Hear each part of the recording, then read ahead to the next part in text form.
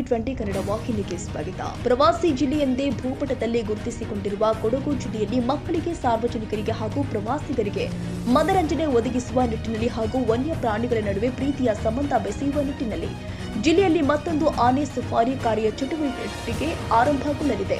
ಪ್ರಕೃತಿ ಸಿರಿಯ ಮಡಿಲಿನಲ್ಲಿ ಆನೆ ಸಫಾರಿ ಚಟುವಟಿಕೆಗೆ ಈಗಾಗಲೇ ಸಿದ್ಧತೆಗಳು ಭರದಿಂದ ಸಾಗಿದೆ. ಜಿಲ್ಲೆಯಲ್ಲಿ ಹಾಲಿ ಕಾರ್ಯನಿರ್ವಹಿಸ್ತಾ ಇರುವಂತಹ ದುಬಾರಿ ಹಾಗೂ ಮತ್ತಿಗೋಡು ಸಾಕಾಣೆ ಶಿಬಿರದೊಂದಿಗೆ 2022ರಲ್ಲಿ ಹಾರಂಗಿಯಲ್ಲಿ ಮತ್ತೊಂದು ಸಾಕಾಣೆ ಶಿಬಿರವನ್ನು ಪ್ರಾರಂಭಿಸಲಾಗಿದೆ. ಶಿಬಿರಗಳು ಪ್ರವಾಸಿಗರನ್ನ ತನ್ನತ್ತ ಸೆಳೆತಾ ಇದೆ. ಹಾರಂಗಿ ವ್ಯಾಪ್ತಿಯಲ್ಲಿ 3ನೇ ಸಾಕಾಣೆ ಶಿಬಿರ ಆರಂಭವಾಗಿ 3 ವರ್ಷಗಳು ಕಳೆಯುತ್ತಾ ಬರ್ತಾ ಇರುವ ಹಿನ್ನೆಲೆ ದುಬಾರಿಯಷ್ಟು ಪ್ರವಾಸಿಗರನ್ನ ಆಕರ್ಷಿಸುವ ಮತ್ತು ದೇಶದ ವಿವಿಧ ರಾಜ್ಯಗಳಿಂದ ಆಗಮಿಸುವ ಪ್ರವಾಸಿಗರಿಗೆ ಸಾಕಾಣೆಯ ಮೇಲೆ ಸಫಾರಿ ಮಾಡುವ ಯೋಜನೆಗೆ ಅರಣ್ಯ ಇಲಾಖೆ ಮುಂದಾಗಿದೆ.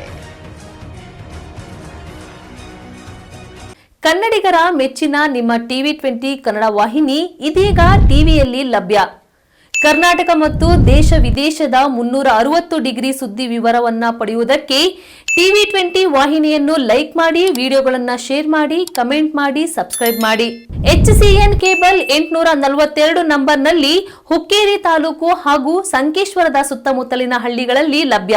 PCN ಕೇಬಲ್ 129 ನಂಬರ್ನಲ್ಲಿ ಹಾರುಗೆರೆ ಸುತ್ತಮುತ್ತಲಿನ ಹಳ್ಳಿಗಳಲ್ಲಿ ಲಭ್ಯ.